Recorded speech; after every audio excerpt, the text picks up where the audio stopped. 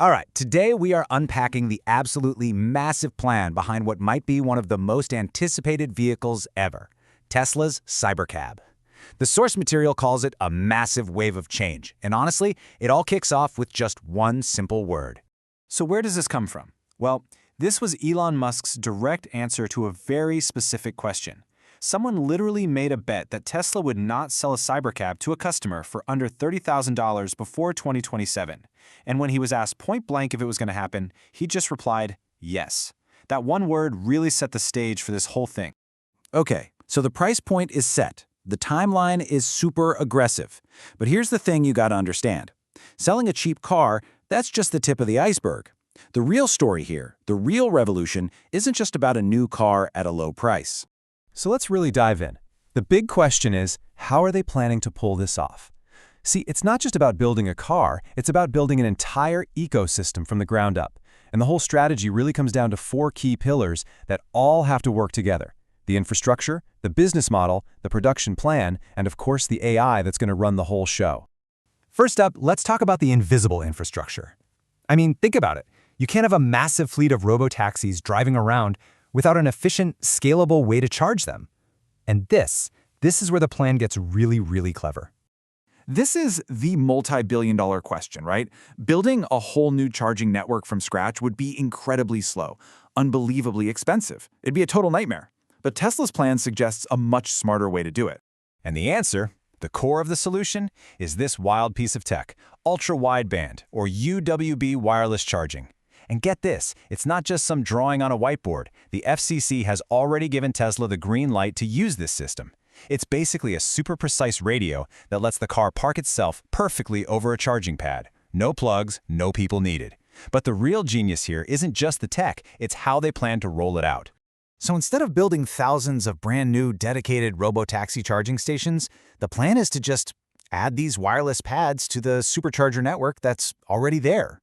The source material says it's a simple add-on, basically just connecting the pad to the existing stall. That's it. And this is where the scale just becomes kind of nuts. The analysis suggests that a single, normal 8-stall supercharger station, once it's retrofitted, could service up to 300 Cybercabs every single day. This makes scaling the whole thing incredibly fast and way, way cheaper.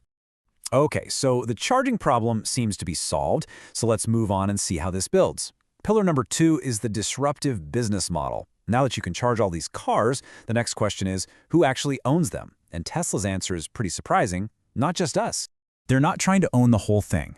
The plan is for a hybrid fleet. So Tesla will own a bunch of cars themselves, and they'll put them in the busiest spots, downtown and big cities where they'll be running pretty much 24/7.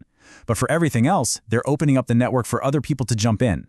And this is just brilliant because it solves that classic rideshare problem, right? The surge.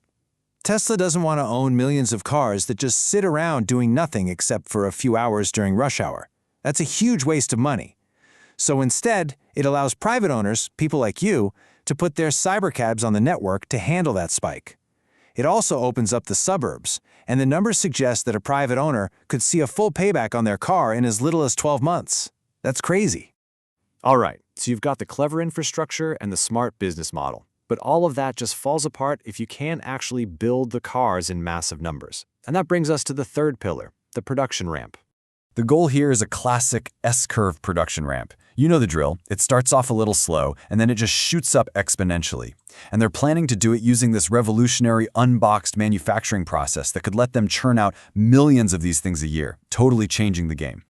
Now this table really puts it all into perspective.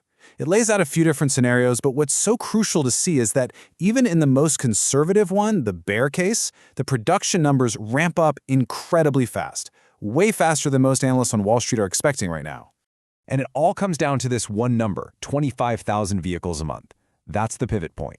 According to the source, that's the magic number when Tesla escapes production hell with this car and enters true mass production. And the analysis suggests this could happen as early as late 2026. So how do they hit numbers like that? Well, part of the plan involves using their Optimus bots on the production line, but not to replace people.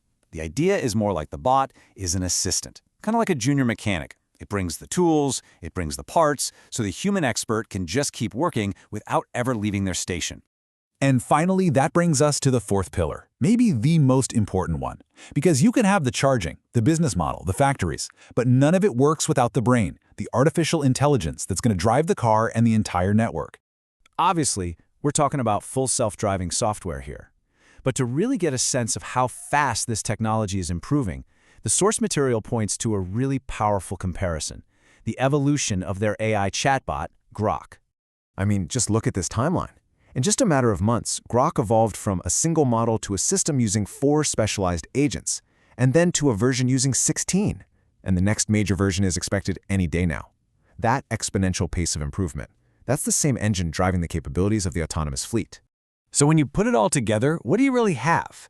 Well, what you should take away from this is that Tesla's Cybercab plan isn't just about a cool futuristic car.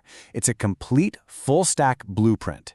It all starts with the public promise, and it's backed by a clever infrastructure, a smart business model, an absolutely insane production plan, and all of it is powered by AI that's advancing at a mind-bending rate.